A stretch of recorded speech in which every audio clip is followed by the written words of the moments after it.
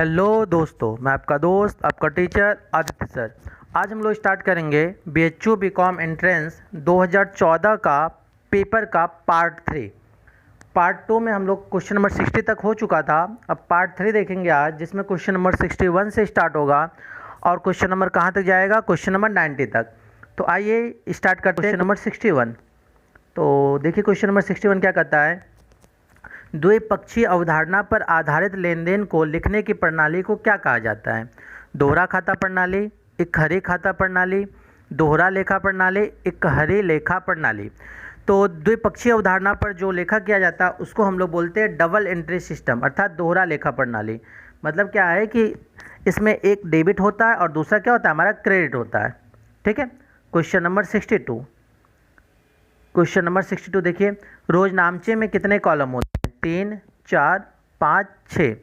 तो रोजनामचे में जो कॉलम होते हैं वो 5 होते हैं। पांचों कौन कौन से होते हैं आपको पता है? पहला होता है डेट, दूसरा होता है हमारा पर्टिकुलर्स, तीसरा होता है LF, चौथा होता है अमाउंट DR और पांचवा होता है हमारा अमाउंट CR। तो जनरल में 5 कॉलम होते हैं, date, particular, LF, amount DR, amount CR। Question number 63। रोजनामचे की प्रविष्टि के लिए नहीं किया जाता है।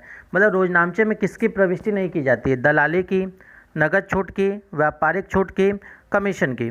तो रोजनामचे में हम लोग व्यापारिक छूट की प्रविष्टि नहीं करते हैं। कौन सा ऑप्शन? Option number 3। अगर आपको व्यापारिक छूट अर्थात ट्रेड डिस्काउंट क्या होता है, कैश डिस्काउंट क्या होता है, इसके बारे में अगर आपको नहीं पता है तो आपको इसी चैनल पे ट्रेड डिस्काउंट, कैश डिस्काउंट, इन दोनों में डिफरेंस भी आपको मिल जाएंगे। तो आप सर्च कर लीजिएगा trade discount and cash discount, तो आपको मिल जाएगा। ठीक है। Question number 64। क्वेश्चन नंबर 64 क्या है, ये आ गया। दोहरा लेखा प्रणाली का नियम पाने वाले को नाम अर्थात पाने वाले को डेबिट और देने वाले को क्रेडिट किस खाते का रूल है? तो पता है ये जो है पाने वाले को डेबिट और देने वाले को क्रेडिट करते हैं वो किस खाते का रूल है? हमारा पर्सनल अकाउंट, ऑप्शन नंबर 1। अगर इसी तरह बताइए, ऑप्शन नंबर 2 जो है वास्तविक खाते, इसका रूल क्या है? आने वाली वस्तु या संपत्ति डेबिट, जाने वाली वस्तु या संपत्ति क्रेडिट। और थर्ड है नाम मात्र खाते, इसका क्या रूल होता है? सारे एक्सपेंसेस और लॉसेस को डेबिट करते हैं और सारे इनकम और प्रॉफिट को क्रेडिट करते हैं। क्लियर हो गया। Question number 65। अशुद्ध ऋण खाता का संबंध है। ये क्वेश्चन हम आपको होमवर्क देते हैं, मतलब कि आप ये 65 का आंसर आप हमको कमेंट बॉक्स में लिख के बताइएगा, क्योंकि ये क्वेश्चन पीछे भी आ चुका है। ठीक है। Question number 66। ख्याति है अस्थायी संपत्ति, नाशवान संपत्ति, बनावटी संपत्ति, अमूर्त संपत्ति। तो जो गुडविल है वो हमारा इनटेंजिबल एसेट्स होता है, अमूर्त संपत्ति। अमूर्त का मतलब क्या होता है? तो अमूर्त का मतलब होता है जिसको हम देख नहीं सकते हैं, छू नहीं सकते, केवल महसूस कर सकते हैं। समझ रहे हैं? अमूर्त को न देख सकते न छू सकते हैं। तो ख्याति भी जो है न देखा जा सकता है न छुआ जा सकता है, इसलिए कैसी संपत्ति है? अमूर्त संपत्ति। Question number 67। निम्नलिखित समीकरण में कौन सा समीकरण सही नहीं है? क्या पूछा गया? कौन सा समीकरण सही नहीं है? तो सबसे पहले तो आप ये समझ लीजिए फॉर्मेट बैलेंस शीट का कि ये हमारा इधर कैपिटल होता है और लाइबिलिटी होता है और इधर एसेट्स होता है, और ये टोटल क्या होता है? बराबर होता है। समझिएगा, एसेट्स इक्वल क्या होता है? Capital plus liability. तो देखिए पहला ऑप्शन लिखा है capital equal assets minus liability, तो ये सही है। दूसरा है एसेट्स इक्वल दायित्व प्लस पूंजी, ये भी सही है। तीसरा है दायित्व बराबर संपत्ति माइनस पूंजी, ये भी सही है। चौथा है संपत्ति बराबर दायित्व माइनस पूंजी, तो यही वाला गलत है। ऑप्शन नंबर क्या हो जाएगा? 4th। ठीक है। Question number 68। वेतन में अदत्त राशि व्यापार के लिए डैश है। आय है, व्यय है, दायित्व है, संपत्ति है। तो आपको ये बताना है कि जो अदत्त राशि है वो क्या है। तो अदत्त जो होता है वो दायित्व होता है। अदत्त का मतलब समझिएगा, अदत्त का मतलब होता है कि कोई भी ऐसा जो हम सर्विस किसी से ले लिए हैं लेकिन हम उसका पेमेंट नहीं किए हैं, किसी से हम काम करवा लिए हैं लेकिन पेमेंट देना बाकी है, तो उसको हम लोग क्या बोलते हैं? अदत्त। तो ये हमारे लिए क्या होती है? लायबिलिटी होती है। ठीक है। Question number 69। रोकर बही का बैंक शेष डैश होता है। नाम एवं जमा, नाम या जमा, या नाम या जमा। मतलब ये हमसे पूछा गया है कि balance of the cash book is, cash book का बैलेंस कौन सा होता है? तो कैश बुक का जो बैलेंस होता है वो क्या होता है? डेबिट होता है। ठीक है। क्वेश्चन नंबर 70 पे आते हैं हम लोग।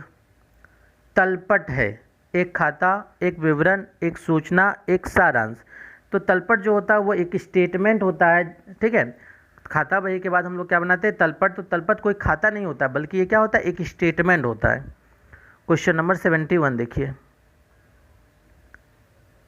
हराश्य आयोजन की सरल लेखा पद्धति के अंतर्गत हराश्य की राशि, जो सरल लेखा पद्धति होती है इसके अंतर्गत हराश्य की राशि क्या होती है, प्रतिवर्ष सेम होती है, अर्थात वो बदलता घटता नहीं है, ठीक है ना, प्रतिवर्ष सेम रहता है। तो कौन सा हो जाएगा, ऑप्शन नंबर 1।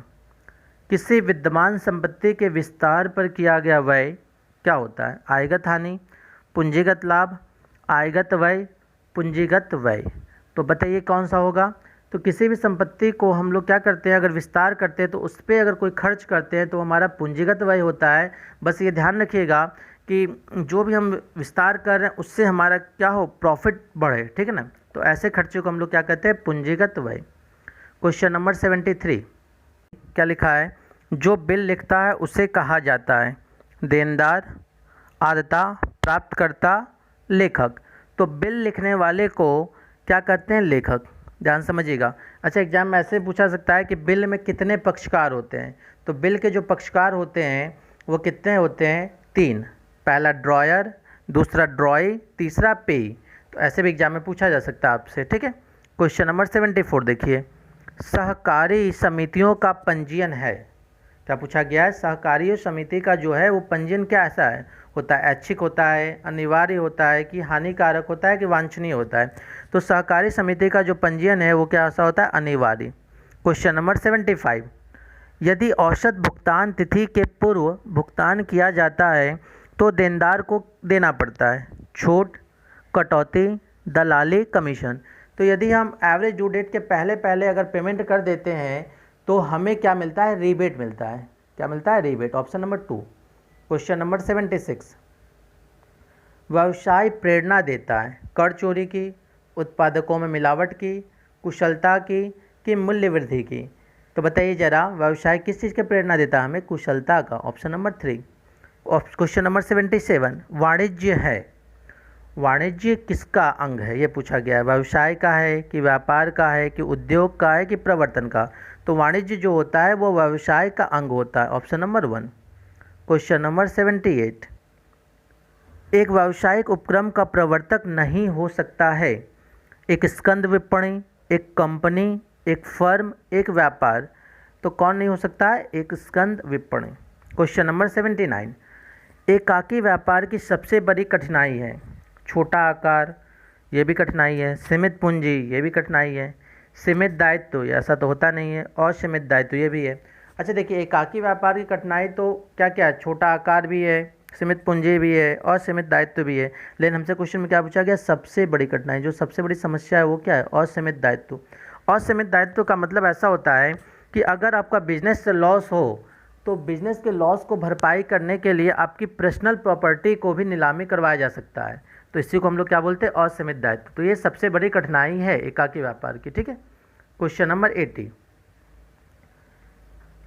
साझेदारी की स्थापना डैश के फलस्वरूप होता है, सरकार से लाइसेंस, व्यक्तियों के बीच समझौता, केंद्रीय विधान, प्रांतीय विधान। तो साझेदारी की जो स्थापना होती है वो व्यक्तियों के बीच समझौता द्वारा होता है। Option number 2। क्वेश्चन नंबर 81, साझेदारी फर्म का पंजीयन कराना डैश है, आवश्यक है, गैर कानूनी है, ऐच्छिक है, कि अनिवार्य है। तो साझेदारी फर्म का जो पंजीयन है वो ऐच्छिक होता है, आपकी इच्छा के ऊपर है कि आप पंजीयन करवाइए या मत करवाइए। लेकिन पंजीयन करवाने के बहुत सारे बेनिफिट होते हैं, इसलिए ज़्यादातर लोग क्या करते हैं, पंजीयन अर्थात रजिस्ट्रेशन करवा लेते हैं। क्वेश्चन नंबर 82 पे हम लोग आ गए। 82 देखिए, अंशधारियों के दायित्व जाने जा सकते हैं, मतलब अंशधारियों का दायित्व किससे जाने जा सकते हैं, अंकेक्षण प्रतिवेदन से, फर्म विवरणिका से, संस्था अंतर्नियम से, कि संस्था विज्ञापति थे। तो किससे जाने जाते हैं, मेमोरेंडम ऑफ एसोसिएशन से जाने जा सकते हैं। तो कौन सा ऑप्शन है बताइए, ऑप्शन नंबर 4। क्वेश्चन नंबर 83, समता अंशधारी होते हैं, कंपनी के क्या होते हैं, तो कंपनी के मालिक होते हैं। समता अंशधारी कंपनी के क्या होते हैं, मालिक अर्थात स्वामी होते हैं। क्वेश्चन नंबर 84, किस व्यावसायिक संगठन को स्वतंत्र वैधानिक अस्तित्व प्राप्त है, संयुक्त साहस को, एकाकी व्यापार को, कि फर्म को, कि संयुक्त पूंजी कंपनी को। तो वैधानिक अस्तित्व जो है, स्वतंत्र वैधानिक अस्तित्व, वो संयुक्त पूंजी कंपनी को प्राप्त है। Option number 4। क्वेश्चन नंबर 85, एक सार्वजनिक कंपनी में सदस्यों की न्यूनतम संख्या कितनी होनी आवश्यक है? 2, 5, 7, 50। तो मिनिमम जो है वो 7 होना चाहिए। Option number 3। क्वेश्चन नंबर 86 में पढ़िए क्या लिखता है। पूर्वाधिकार अंशधारियों को सामान्यतः मत देने का बराबर एकाधिकार होता है, मत देने का अधिकार नहीं होता है, सीमित मत देने का अधिकार होता है, पूर्ण मताधिकार होता है। तो पूर्वाधिकार अंशधारियों को मत देने का अधिकार नहीं होता है। तो कौन सा ऑप्शन हो गया? Option number 2। क्वेश्चन नंबर 87 क्या लिखता है। The following counting standard is applied for providing depreciation, अर्थात डिप्रिशिएशन के लिए कौन सा AS लागू होगा? AS 3 की, AS 4 की, AS 5 की, AS 6। तो डिप्रिशिएशन के लिए जो लागू होगा वो AS 6 होगा। Option number 4। ऑप्शन नंबर 4 पे लिखा है AS 6, ठीक है। तो ऑप्शन नंबर 4 हो जाएगा। क्वेश्चन नंबर 88, समता अंशों में जोखिम की मात्रा डैश होती है, अधिकतम, न्यूनतम, सामान्य कि कुछ नहीं? तो समता अंशों में जो जोखिम की मात्रा होती है वो अधिकतम होती है, क्योंकि अभी आपको बताया भी हैं कि जो समतांश करते हैं उसको समतांशधारी बोलते हैं, और वो कंपनी के क्या होते हैं? मालिक होते हैं। तो मालिक का जो रिस्क होता है वो सबसे ज़्यादा होता है, इसलिए क्या हो जाएगा? Option number 1। क्वेश्चन नंबर 89, निम्नांकित में से कौन व्यापारिक संगठन का प्रारूप नहीं है? एकल व्यापार, ये तो व्यापारिक संगठन का स्वरूप है। साझेदारी, धर्मार्थ ट्रस्ट, संयुक्त स्कंद प्रमंडल। तो व्यापारिक संगठन में जो प्रारूप नहीं है वो क्या है? धर्मार्थ ट्रस्ट, क्योंकि एकल व्यापार, साझेदारी या संयुक्त स्कंद प्रमंडल तो व्यापारिक संगठन का प्रारूप में आते हैं। क्वेश्चन नंबर 90 देखिए, भारत में साझेदारी फर्म का संचालन इस अधिनियम द्वारा होता है। साझेदारी अधिनियम 1920, साझेदारी अधिनियम 1956, साझेदारी अधिनियम 1948, साझेदारी अधिनियम 1932। तो साझेदारी फर्म का जो संचालन होता है वो साझेदारी अधिनियम 1932 के अंतर्गत होता है। इस तरह से आपका 2014 का पार्ट 3 क्वेश्चन नंबर 90 तक कंप्लीट हो गया। इसके आगे क्वेश्चन हम लोग नेक्स्ट पार्ट में देखेंगे। धन्यवाद।